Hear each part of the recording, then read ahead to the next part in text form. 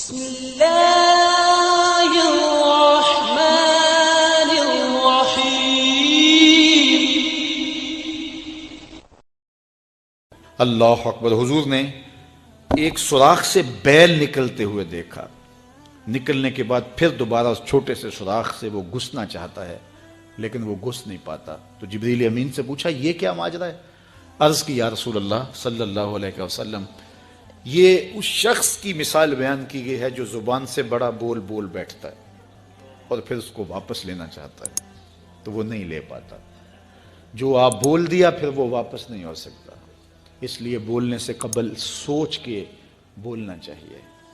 یہ بہت سارے تیر زبانوں کے، کچھ لوگوں کی عادت ہوتی ہے کہ وہ فٹ بول دیتے ہیں، وہ یہ نہیں سوچتے اس سے کسی کا دل دکھ جائے گا، اور بعض لوگوں کے رویے یہ ہوتے ہیں کہ سچا بندہ کھرا ہوتا ہے، کڑوا ہوتا ہے تو وہ ہمیشہ ہی کڑوے رہتے ہیں۔ یہ کون سی بات ہے؟ رسول اللہ سے بڑا سچا کوئی نہیں تھا، حضور سے میٹھا کوئی نہیں تھا۔ تو یہ کیا بات ہوئی کہ یہ خیال کر کے کہ میں سچا ہوں اور کڑوا ہوں، ہر وقت زہر اگلتے رہو، لوگوں کی عزتیں اچھالتے رہو، لوگوں کی آبروؤں پہ حملہ کرتے رہو کہ میں سچا ہوں اور سچا بندہ کھڑا ہوتا ہے بات کر دیتا ہے۔ اپنی گفتگو کو کنٹرول میں کرو، کسی کا دل نہ توڑو، کسی کے دل کو اذیت نہ پہنچاؤ، خلق خدا کی بہتری کا سوچو، خود سہ لو اپنے اوپر لیکن کسی کو تکلیف نہ پہنچاؤ۔ اللہ کے محبوب علیہ السلام جب ناراض ہوتے تھے تو اللہ کے محبوب علیہ السلام کے چہرے سے صحابہ پہچانتے تھے کہ حضور غصے میں ہیں۔ کوشش حضور کی ہوتی کہ کچھ نہ کہا جائے، اور اگر حضور علیہ السلام کچھ کہنا چاہتے تو پھر آقا کریم علیہ السلام اجتماعی طور پہ کہتے ہیں کہ بعض لوگوں کا یہ خیال ہے ایسا نہیں ہے ایسا ہے، تاکہ اس کو دیکھو کئی لوگ بھرے مجمع میں ایک شخص کو ٹارگٹ کرتے ہیں، ایسا کرنے سے اس کی عزت ہی باقی نہیں رہتی۔ اللہ کے محبوب ایسا نہیں کرتے تھے، جب کسی کو کہنا ہوتا تو بھرے مجمع میں حضور کہنے کی بجائے حضور ایک ویسے بات کرتے کہ بعض لوگ ایسے کرتے ہیں بعض ایسے کرتے ہیں، ایسے نہیں کرنا چاہیے، اور جس کا ماجرا ہوتا وہ سمجھ جاتا۔ تو یہ کوئی بات نہیں ہوتی کہ میں کھرا آدمی ہوں، میں سچا آدمی ہوں، میں لوگوں کے دل چیرتا رہوں، میں لوگوں کے دل پر حملہ آور ہوتا رہوں، لوگوں کے جذبات سے کھیلتا رہوں، لوگوں کو تکلیف اور آزار پہنچاتا رہوں، اور خلق خدا کے لیے میں تکلیف کا باعث بن جاؤں صرف اس بات پر کہ میں سچا ہوں۔ پہلی بات یہ ہے کہ یہ تیرا گمان ہے کہ تو سچا ہے اور کھڑا ہے،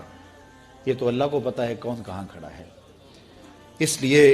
یہ بات بہت اہم ہے کہ بولنے سے قبل سوچنا چاہیے، ایسے ہی زبان سے کوئی بات نہیں نکال دینی چاہیے۔ عربی کا ایک شعر ہے کہ جراحات السنان لہو تیام ولا یلتام ما جرح اللسان، کہ جو زخم نیزوں کے لگتے ہیں وہ بھر جاتے ہیں لیکن زبان کے تیروں کا زخم کبھی نہیں بھرتا، وہ تازہ رہتا ہے۔ اس لیے ہمیشہ آپ سوچیں اپنی زندگی میں کہ ہماری زبان سے لگا ہوا تیر کسی کو گھائل تو نہیں کر رہا۔ اور کچھ لوگ ایسے ہوتے ہیں کہ وہ مر بھی جاتے ہیں لیکن ان کی زبان سے نکلے ہوئے تیروں کی زہر افشانی ختم نہیں ہوتی، اور کچھ لوگ ایسے ہوتے ہیں ان سے اختلاف بھی ہوتا ہے لیکن اس کے باوجود کوئی ایسا جملہ نہیں ہوتا ہماری جانب ان کی طرف سے آیا ہوا جو ہمیں تکلیف دے۔ اختلاف اپنی جگہ ہوتا ہے لیکن جب وہ خیال میں آتے ہیں، جب وہ تصور میں آتے ہیں تو نفرت کے شرارے نہیں پھوٹتے،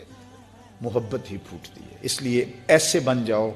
کہ لوگ تمہیں سوچیں، تمہارا خیال کسی کو آئے تو ساتھ پیار کی خوشبو آنے لگ جائے،